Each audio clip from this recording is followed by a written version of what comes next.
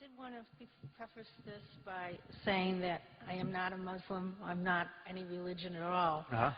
But it bothered me when you were talking about Islam being not a religion of peace. Muhammad was a very peaceful man. No, he wasn't. Yes, well, if you read, No, yes, no. and he had a great respect for women. His wives were given a great deal of power over him. And have you been reading Karen Armstrong? Is that where this is coming from? No. I've read Karen Armstrong, but no. And, you know, what's happening now with Islam is it's bastardized, just like all the other religions. But it bothers me that you So you're saying the true Islam, if we could only return to it, would just nullify all of my concerns about Islam?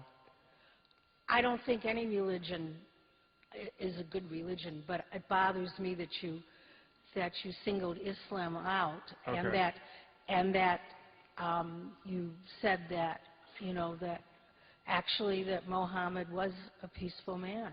Okay, and well, that Muhammad, who knows who Muhammad was? I mean, Muhammad's actually closer to history than Jesus and many of the other patriarchs, so we know more about him.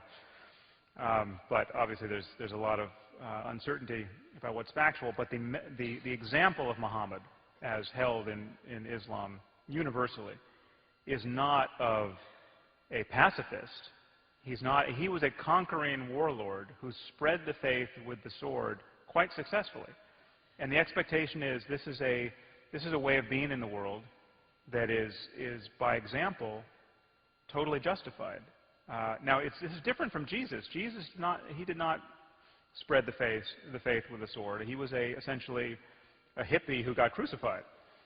Now that's a different example, and it's a difference that is a benefit to Christianity at the moment, because Christianity, in Christianity, you can come up with a rationale for saying, listen, it's not about conquering the world. It's not about winning in this life. We just got to wait for Jesus to come back and get raptured.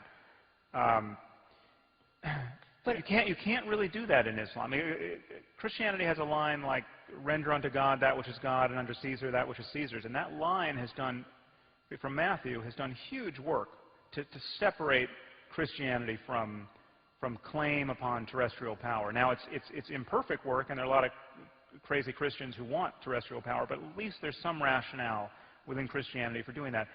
That rationale doesn't exist in Islam. There's no line in the Quran which says, listen, guys, this is not about politics, it's not about controlling people's lives. You can be privately religious and let everyone else flourish. But the subjugation of women was not something that Muhammad was interested in. You're just not. Please just go read the Quran and read some significant. Okay, well then surely you read the part in the Quran which talked about husbands scourging or whipping, depending on the translation, their wives who are disobedient. Now, that's in Judaism also. What was that? Okay, so it's in Judaism, but I will grant you that the worst books ever written were in the Old Testament. Okay, but there's a reason why Jews are not stoning their wives for adultery at this moment in history, and we can talk about those reasons. What I said about Islam was intended to counter exactly the presuppositions you are now bringing to me. I don't have time to do it here, but I can only invite you to read more on the subject, because we are deluding ourselves with a lot of wishful thinking. I mean, we are desperate to believe that all of the problems in the world are of our own making.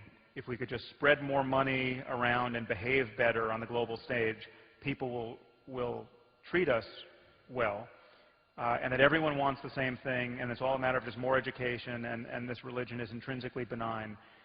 It's just not true. And Osama bin Laden, I've said this, but I should say it again. The real problem is that Osama bin Laden is giving a very plausible version of the faith. Now, you can split a few hairs and say, well, listen, apostates shouldn't be killed unless they speak kind of endlessly against the faith. But the penalty for apostasy is death under Islam. And there's no school of Islam which says, oh, no, we don't mind apostates. It just doesn't exist. There's no Reformed Judaism version of Islam. That's a huge problem. It's a problem that has to be solved by Muslims. That we can't help them solve it by just lying to ourselves about the nature of their religion.